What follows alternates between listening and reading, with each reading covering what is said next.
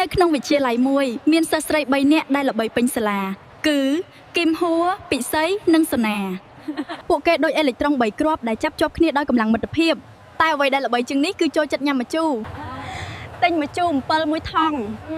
យកម្ទេសច្រើនកុំភ្លេចអំបិលបង្គាហើយពេលកណ្ដឹងរត់អ្នកទាំង3នៅតែឈរញ៉ាំម្ជូរយ៉ាងសប្បាយថ្ងៃមួយក្នុងម៉ោងរូបវិទ្យារបស់លោកគ្រូរិទ្ធលោកគ្រូកំពុងសរសេររូបមន្តលើក្តារយ៉ាងយកចិត្តទុកដាក់អូយលោកគ្រូរិទ្ធសរសេរយឺតដូច Wi-Fi ភ្លៀងធ្នាក់ម្សិលមិញខ្ញុំឃើញលោកគ្រូដើរចូលថ្នាក់ដូច motion slow motion ខ្ញុំគិតថា inertia របស់លោកគ្រូខ្លាំងពេកបើ inertia ខ្លាំងចុះ friction ជាមួយពីណៃវិញយ៉ាងម៉េច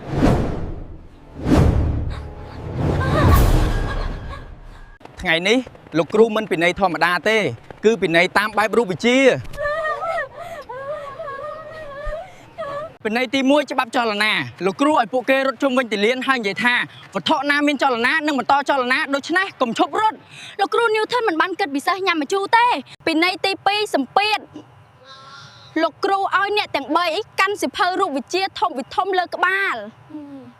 ដៃខ្ញុំឈឺណាស់លោកគ្រូនេះហើយសម្ពាធ P ស្មើ F លើ A កម្លាំងកាន់តែច្រើនដៃកាន់តែញ័រ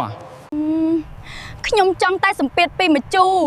មិនមែនសម្ពាធពីសិភៅទេពីណៃទី3រលកសំឡេងលោកគ្រូឲ្យអ្នកទាំង3ឈរមុខថ្នាក់ហើយស្រែកថាខ្ញុំឈប់និយាយដើមគ្រូអើយ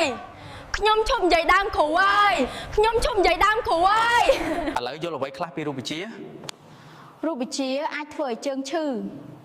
រូបវិទ្យាអាចធ្វើឲ្យដៃញ័រហើយសំខាន់បំផុតកុំនិយាយដើមគ្រូនៅម៉ោងរូបវិទ្យា